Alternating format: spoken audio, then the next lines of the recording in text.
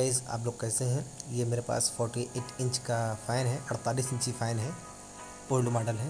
इसमें आवाज़ आती है कि कभी कभी चलते चलते रुक जाता है, कभी कटर कटर आवाज़ आती है, कभी बहुत ज़्यादा आवाज़ आती है। अब इसको मैं देखने वाला हूँ कि इसमें क्या आवाज़ आती है। कभी कभी ऐसा होता है कि बेयरिंग भी नहीं ख़राब होती फिर भी आवाज़ आती है, शाफ्ट भी कटी होती है। चलिए मैं खोल लेता हूँ। खोलने पर मैं देख लेता हूँ कि हाँ, आपको दिख रहा होगा नीचे की शाफ्ट कटी हुई है।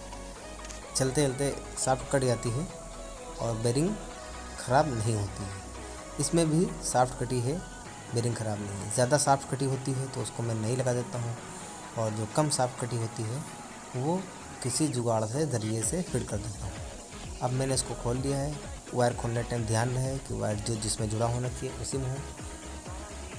ये देखिए, इसकी ऊपर की भी शाफ्ट कटी हुई है। अब मैं बेयरिंग में जो बेयरिंग सही है उसमें ग्रीस भर दूंगा, थोड़ा सा ऑयल डाल के ग्रीस भरूंगा। ग्रीस लगाने के बाद में ऊपर का जो कवर होता है बेयरिंग का, जिस पे बेयरिंग नंबर लिखा होता है, वो कवर भी लगा दूंगा। कवर लगाने के बाद ऊपर से बेयरिंग थोड़ी सी ग्रीस लगा दूंगा, जिसकी वजह से थोड़े दिन बाद ऐसा होता है वो सूख जाती है, सूखने ना पाए।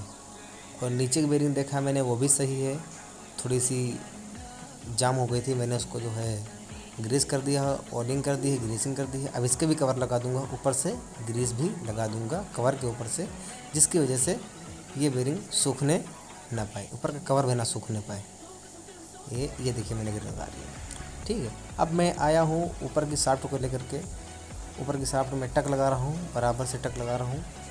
ज़्यादा कटी होती, बहुत ज़्यादा कटी होती तो निकाल के बदल देता। अगर नहीं बदलने लायक होती है तो आसपास दुकान के खराद की दुकान होती है, खराद पे खराद बनवा दी जाती है साहब। चलिए ठीक है, मैंने एक तरफ कट लगा दी है, अब दूसरी तरफ भी कट लगा रहा हूँ।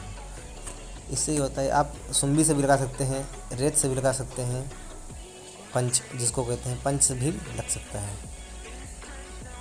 चलिए मेरे दोनों तरफ की शाफ्ट लग गई है। अब मैं इसको फिट करने वाला हूँ। पहले ऊपर पल्ला फिट करूँगा। फिट करने वाली रिंग हटा लिया मैंने, अच्छे से फिट कर दूंगा। और रिंग, ध्यान रहे, रिंग जो है वो स्टेटर के बराबर ही होना चाहिए। अगर पीछे है तो इसकी स्पीड ख़त्म हो जाएगी, स्पीड कम हो जाएगी। और बराबर स्प्रिंग लगा दिया और मैंने पल्ला आराम से फिट कर रहा हूँ। ध्यान रहे कि फिट करने के टाइम आपको स्क्रू जो है वो दो चूड़ी एक धीरे धीरे बराबर से टाइट करना है। एक साथ एक जगह टाइट कर देंगे तो पल्ला हल्का सा तिरछा और टेढ़ा हो सकता है, तो दिक्कत आ सकती है। ऐसे फिट करना में दिक्कत नहीं होगी। ये देखिए मेरा एक बार में मेरा फ़ैन फिट हो चुका है। अब मैं इसका कनेक्शन करूँगा। पहले कंडेंसर क्लिप बांध देता हूँ, कनेक्शन करूँगा। कनेक्शन वैसे ही सेम होंगे, आपको बताया। रनिंग स्टार्टिंग एक मिला दूँगा, और एक स्टार्टिंग और एक रनिंग में कंडेंसर हो जाएगा, और रनिंग से रनिंग का चाल रहेगी। चलिए मैं चाल चेक कर लेता हूँ सही है कि गलत है।